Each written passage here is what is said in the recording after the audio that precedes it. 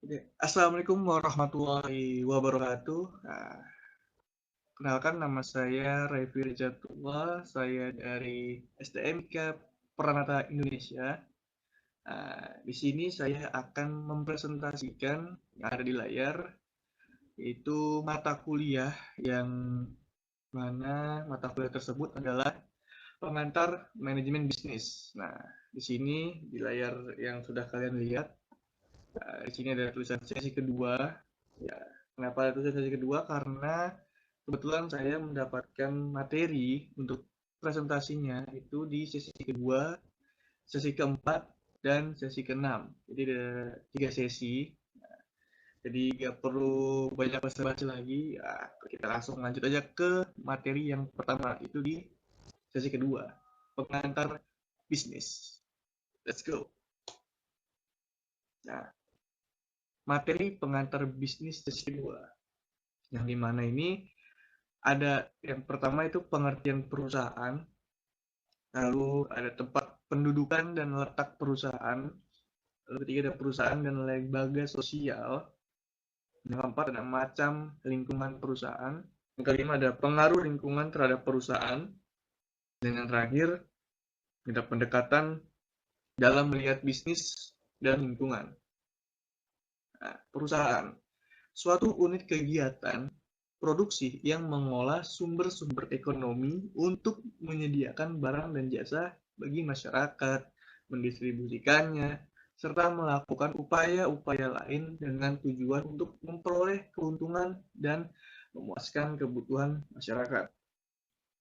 Nah, perusahaan sebagai suatu sistem. Nah, sistem adalah kesatuan atau unit yang terdiri dari suatu unit yang saling bekerja sama atau saling mempengaruhi secara langsung ataupun tidak langsung dalam mencapai tujuan tertentu. Oke, selanjutnya di sini ada sifat sistem perusahaan. Ada 5. Yang pertama ada kompleks, yang kedua ada suatu kesatuan, yang ketiga ada berjenis, berempat ada saling bergantung, lalu kelima ada dinamis. Ya, lanjut ada tempat, kedudukan, dan letak perusahaan. Nah, apa yang dimaksud dengan tempat kedudukan perusahaan? Itu adalah kantor pusat perusahaan tersebut. Tempat kedudukan perusahaan pada umumnya dipengaruhi faktor kelancaran hubungan dengan lembaga-lembaga lain, seperti lembaga pemerintah, lembaga keuangan, pelanggan, dan sebagainya. Itu ada letak perusahaan. Lanjut di sini, apa yang maksud letak perusahaan? Itu adalah tempat perusahaan melakukan kegiatan fisik atau pabrik. Dan letak perusahaan dipengaruhi faktor ekonomi dan merupakan salah satu faktor penting yang menunjang efisiensi perusahaan, terutama dalam kaitannya dengan biaya. Nah, lanjut. Lalu ada faktor-faktor yang mempengaruhi biaya. Ada apa aja? Yang pertama ada harga bahan mentah atau bahan pembantu. Kedua ada tingkat upah buruh. Lalu ada tanah. Lalu ada pajak. Kemudian ada tingkat bunga. Lalu keenam ada biaya alat produksi tahan lama. Dan yang terakhir ada biaya atas jasa pihak ketiga. Oke, lalu ada 4 jenis letak perusahaan. Wow. Yang pertama ada terikat keadaan alam atau pabrik semen, contohnya. Lalu kedua ada terikat sejarah, itu ada batik yoga. Ketiga lalu ada terikat oleh pemerintah, atau contohnya Surabaya Industrial Estate, rumput atau share. Lalu keempat ada dipengaruhi oleh faktor-faktor ekonomi. Nah, lanjut di sini ada letak perusahaan dipengaruhi oleh faktor-faktor ekonomi. Yang pertama ada kedekatan bahan mentah dan kesediaan bahan mentah. Lalu kedua ada kesediaan tenaga air. Ketiga ada ketersediaan tenaga kerja. Keempat ada ketersediaan modal. Kelima ada kemudahan transportasi. Serta keenam kedekatan pasar dan kesesuaian iklim. Lanjut. Perusahaan dan lembaga sosial. Tujuan pendirian perusahaan dapat digunakan menjadi tujuan ekonomis dan tujuan sosial. Tujuan ekonomis adalah mencari keuntungan atau profit, ya. Tujuan sosial adalah memperhatikan keinginan investor, karyawan, penyedia faktor-faktor produksi, dan masyarakat luas. Jadi ada lingkungan perusahaan. Ada 2 lingkungan, yaitu ada lingkungan umum dan lingkungan khusus. Nah, lingkungan umum itu ada politik, ada hukum, sosial, perekonomian, kebudayaan, pendidikan, teknologi, dan demografi. Sementara di lingkungan khusus Di sini ada supplier, ada konsumen, dan ada pesaing. Nah, pengaruh lingkungan bagi perusahaan. Pengaruh positif. Negara aman, perusahaan dapat menjalankan usaha dengan tenang. Pengaruh negatifnya, negara tidak aman, perusahaan akan merasa tidak tenang. Ya. Lalu ada pertanggungjawaban perusahaan kepada ada 9. Yang pertama ada investor, lalu tenaga kerja, konsumen, perantara, pemerintah, penyedia, pesaing, lembaga penelitian, dan lingkungan. Nah, itu saja untuk materi yang kedua, atau lebih tepatnya sesi kedua. Salam sukses, penuh berkah, terima kasih, arigato, xie.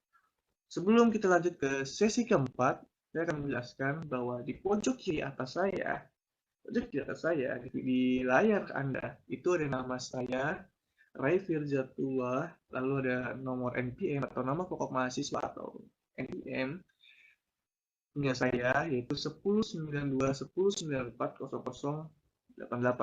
Dan di bawahnya itu adalah program studi saya atau jurusan saya, yaitu Sistem Informasi. Oke. Baik guys, kita lanjut lagi ke sesi keempat, yaitu sesi kedua dari pertemuan keempat ini. Nah, sesi keempat ini kita akan ngebahas tentang kewirausahaan. Nah, oke. Moto wirausaha. Di sini ada modal bisa dicari, keahlian bisa dibeli, cita-cita dan semangat tidak bisa dibeli.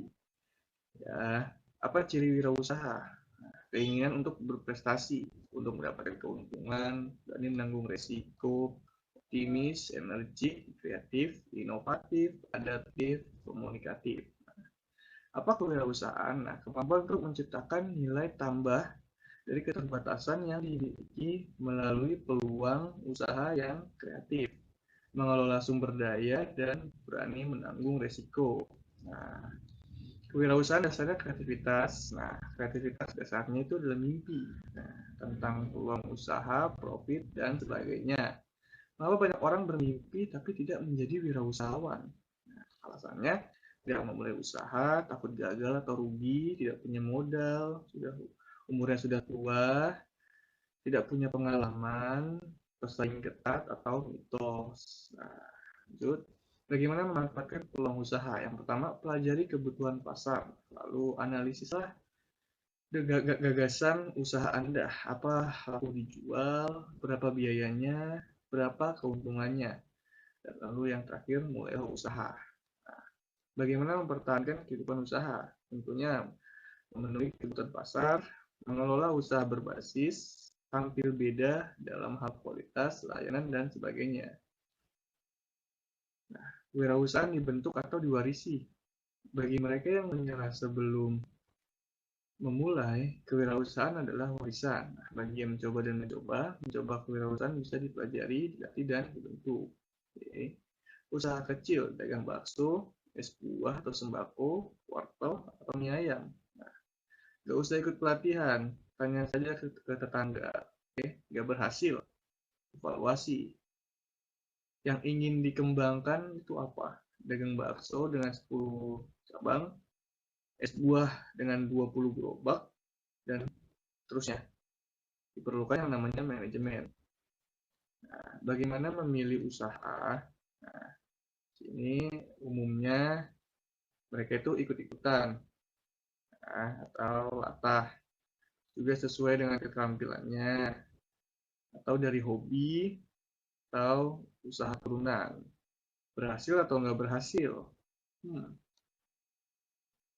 Petunjuk usahawan. Nah, carilah jenis usaha yang menyenangkan diri Anda, hobi atau bukan, bagaimana pasarnya, serta penguasaan teknis pembuatannya, tenaga kerja, bahan baku, dan bagaimana prospek keuntungannya. Terus bagaimana persaingannya juga, dan jangan lupa bagaimana risiko usahanya. Oke.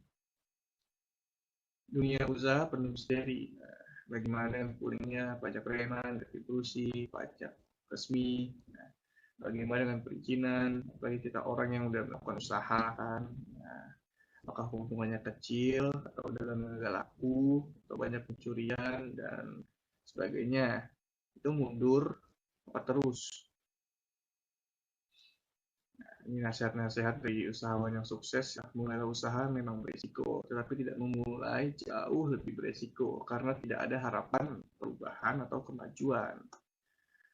Ya, usaha apa yang dicoba? Nah, usaha di bidang makanan bisa, usaha sandang kayak pakaian, sepatu dan sebagainya juga bisa, atau usaha pendidikan, TK, kursus-kursus dan lain sebagainya itu juga bisa.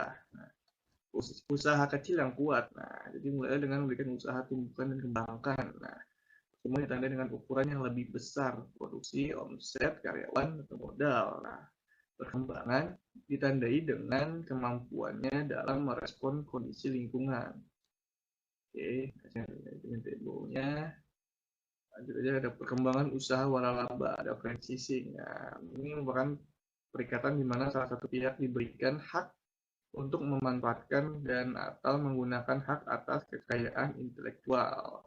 Dan itu lalu berbeda franchisor dan franchise. Nah, kalau franchisor itu pihak yang menjual hak jual franchise dan sekaligus atau bisa biasa bersama lisensi atau hak penggunaan merek. Nah, sedangkan franchise itu pihak yang membeli hak waralaba beserta lisensinya. Contoh franchise di luar sana banyak banget yang kalian tahu seperti Indomaret, Alfamart, kebab, roti, Java, English First, bakso, Esteller, 77 yang terkenal itu banyak sekali contoh-contohnya. Nah, keuntungannya itu ya pengalaman dan faktornya sukses, brand dan reputasi, terus ada perlindungan wilayah juga, bahkan resiko gagal pun lebih kecil keuntungannya. Nah, bantuan yang diberikan franchisor, mereka memberikan pelatihan manajemen dan rekrutmen karyawan tentunya, pemilihan dan pengajian lokasi, rencana fasilitas dan rencana bangunan, dukungan promosi, spesifikasi peralatan produk, bantuan pada pembukaan franchise, serta dimonitoring oleh mereka. Oke, nah itu saja untuk pertemuan di sesi keempat ini. Kita lanjut nanti di pertemuan sesi yang terakhir, yaitu di sesi ke-6. Oke, see you. Baik, kita lanjut di sesi yang terakhir, yaitu di sesi ke-6 dengan judul pemasaran. Oke, lanjut aja. Nah, materi pemasaran ada 4: pengertian pasar dan pemasaran, jenis-jenis pasar, konsep inti pemasaran dan falsafah pemasaran, dan sistem pemasaran. Nah, pemasaran itu apa?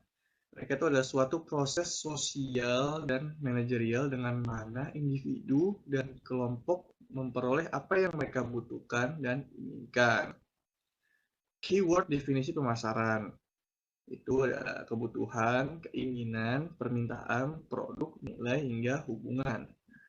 Jenis pasar ini ada perfect competition market atau pasar pesaing sempurna dan imperfect competition market, itu pasar persaingan yang tidak sempurna.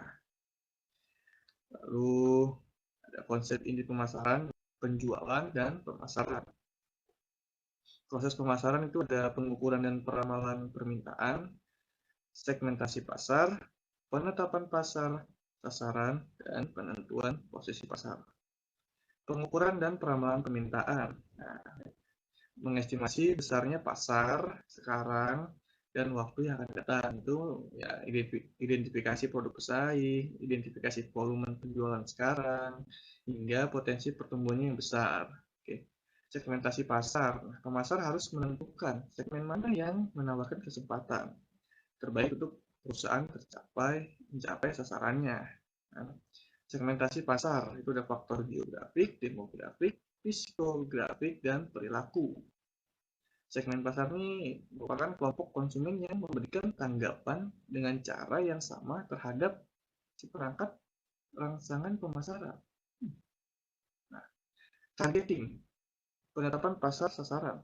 Mereka itu mengevaluasi daya tarik masing-masing segmen pasar, dan perusahaan harus menetapkan segmen sasaran yang dapat dihasilkan nilai pelanggan terbesar. Seperti itu. Lanjut, ada positioning atau penentuan posisi pasar. Nah, mereka itu ada tempat produk dalam pikiran konsumen relatif terhadap pesaing. Dalam menentukan posisi produk mula-mula, perusahaan harus mengidentifikasi keunggulan kompetitif yang mungkin akan digunakan untuk membangun posisi tersebut. Jadi, penentu posisi pasar yang efektif berawal dengan pembedaan. Itu ada marketing mix 8, itu ada produk, price, place, promotion, process, people, physical events, dan portfolio. Nah, perusahaan manufaktur itu melibatkan produk, price, place, dan promotion, dan perusahaan jasa itu melibatkan proses, people, dan physical evidence. Nah, di era digital itu mereka menggunakan Purple Cow.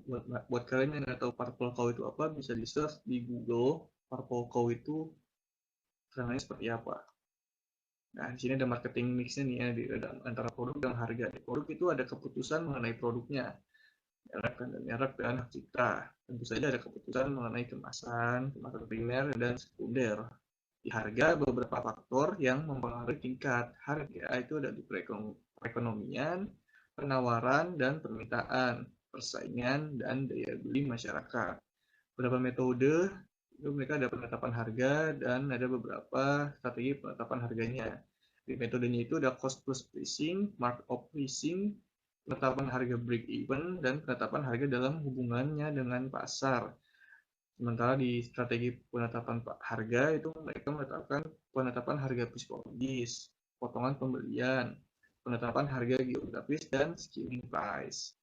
Nah, di saluran distribusi itu saluran yang digunakan oleh produsen untuk menyalurkan barang tersebut dari produsen sampai ke konsumen. Nah, manfaatnya apa? Perantara penghubung antara produsen dan konsumen, penyediaan alat dan jasa reparasi, serta penyimpanan produk dalam gudang. Nah, tingkat salurannya itu apa? Ada produsen konsumen, ada produsen pengecer dan konsumen, dan lain-lain sebagainya. Di promosi, mereka tuh ada periklanan, personal selling, promosi penjualan, dan publisitas. Nah, promosi juga ada peran promosinya nih, memberikan informasi, membujuk, dan mengingatkan masyarakat tentang produk, jasa, atau image perusahaan. Sementara di periklanan, komunikasi non individu dengan sejumlah biaya melalui media yang dilakukan oleh perusahaan.